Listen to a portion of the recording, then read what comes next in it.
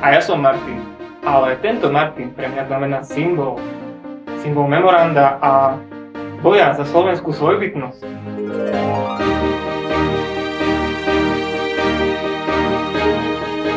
Zdravím, ja som Tomáš a pre mňa Martin zase zosobňuje začiatok Slovenského národného povstania.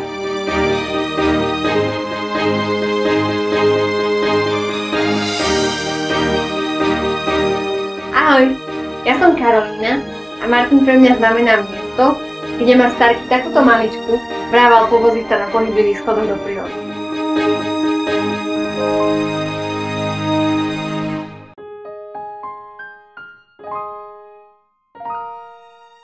Rovnako ako každá osobnosť, aj ja mám svoj rebríček hodnôt, ktorý vedie moje kroky správnym smerom.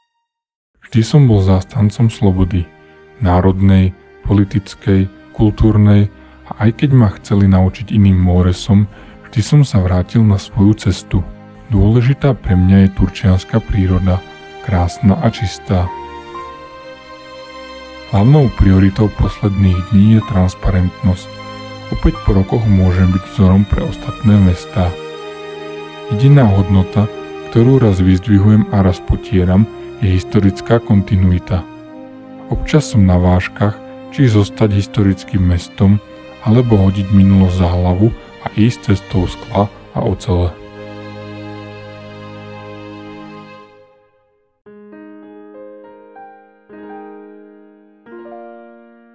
Ako som sa vyvíjalo sa aj moje telo a profilovali sa jednotlivé orgány. Hlava počuje a vidí všetko, čo sa vo zvyšku tela deje. Oči sú vraj okno do duše a tie moje vám umožnia vidieť celý Martin. Prirodzenou ozdobou hlavy sú vlasy. Prečo sú ale tie moje oddelené od hlavy takou nepeknou čelenkou? Pozrite, ako ma pred 20 rokmi ostrihali. Nepáčilo sa mi to vtedy ani teraz. Dúfam, že mi tie vrútky čoskoro dorastú. Môj trup sa skladá z viacerých orgánov. Srdce je z celého tela najstaršie. Napriek tomu najviac prezentuje moje hodnoty a nasycuje nimi krv, ktorú pumpuje do zvyšku tela.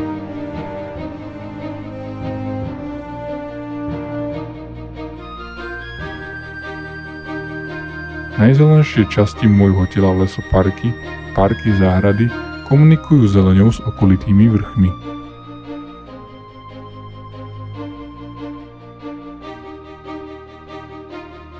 Všetky konzumné procesy sa odohrávajú v tejto časti. Môj žalúdok nie je iný ako žalúdky iných miest. V tomto smere sme si úplne podobní. Môžete tu vidieť zmes všetkých farieb, chutí, pachov. Pred mnohými rokmi mi operovali kardiostimulátor. Závody ťažkého strojárenstva mali umelo naplniť moju peňaženku, no miesto peňazí priniesli špinavý vzduch a sivé budovy na úpätie veľkej fatry. Končatiny sú časti, ktoré vyrástli ako posledné. Rukami nielen objímam telo, ale aj vítam s otvorenou náručou všetkých, ktorí prichádzajú. Nohy mi vyrástli pozdĺž cesty do Banskej Bystrice. Tou každodenne prichádza a odchádza veľa ľudí.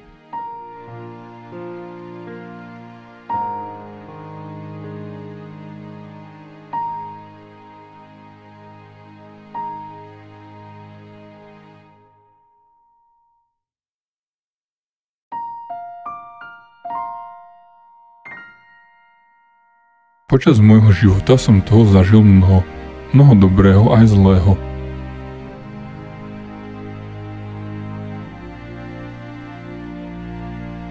Všetko sa odzrkadlilo na mojej tvári. Niektoré vrásky mi pridávajú na šarme, preto stojí za to starať sa o ne.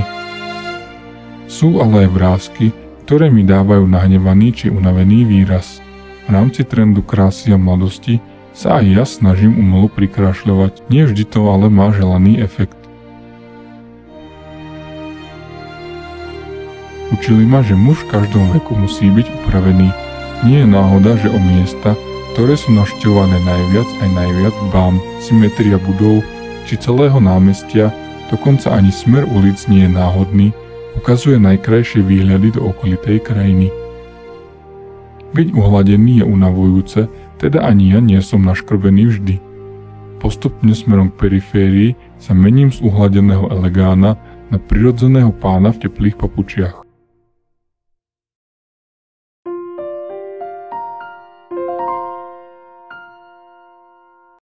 Veľmi rád sa rozprávam. Obľúbená téma, ja a moje miesto v slávnej histórii Turca. Nezabúdam ani na okolité turčianske dedinky. Aká len nádherná je táto oblasť. Musíte mi ako staršiemu človeku odpustiť pomalšie tempo reči a možno aj trochu zastaraný slovník. Hlavne mladí mi môžu vyčítať spisovnú slovenčinu a odmietanie internacionalizmov. Isté, pri rozhovore s nimi sa im snažím prispôsobiť, to už ale nie som ja. Uprednostňujem grafický jazyk, dokonca som vymenil erb za nové logo. Nemám rád vulgárne vyjadrovanie, no niekedy som k ňomu nútený okolnostiami. Ach, tie agresívne reklamy.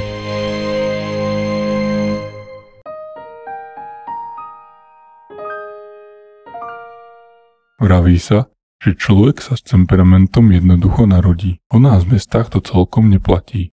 V počiatku som sa snažil byť vodcom slovenského národa. Bol som v tom celkom úspešný. Neskôr mi ale došiel dých, začal som sa tváriť viac ako umelec, intelektuál. Veľa som premýšľal, rozjímal. Po čase som opäť pocítil túžbu po adrenalíne. Stal sa zo mňa rebel, záškodník. To všetko ale v prospech svojej vlasti. Aj to ma prešlo, zostarol som, ošedivel a nechal sa unášať tokom dejín. A aký som teraz? Zmenil som sa až tak?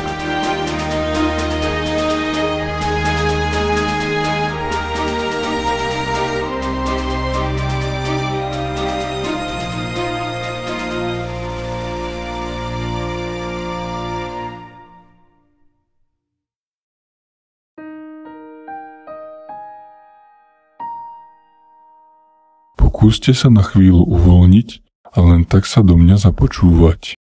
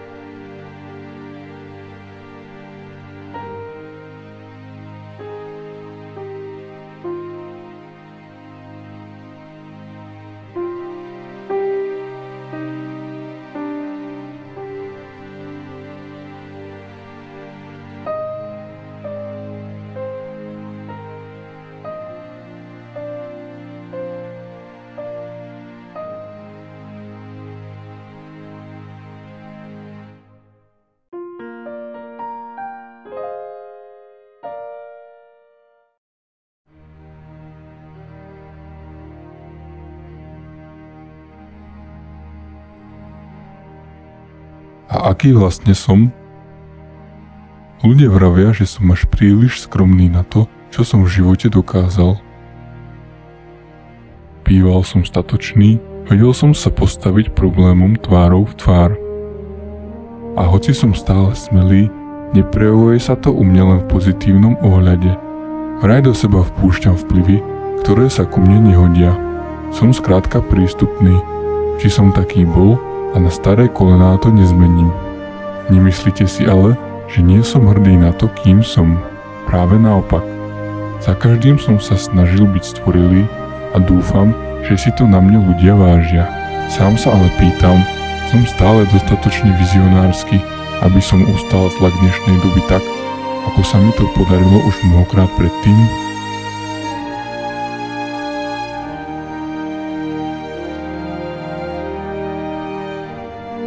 Dosť bolo však o mne. A čo vy? Budeme priatelia?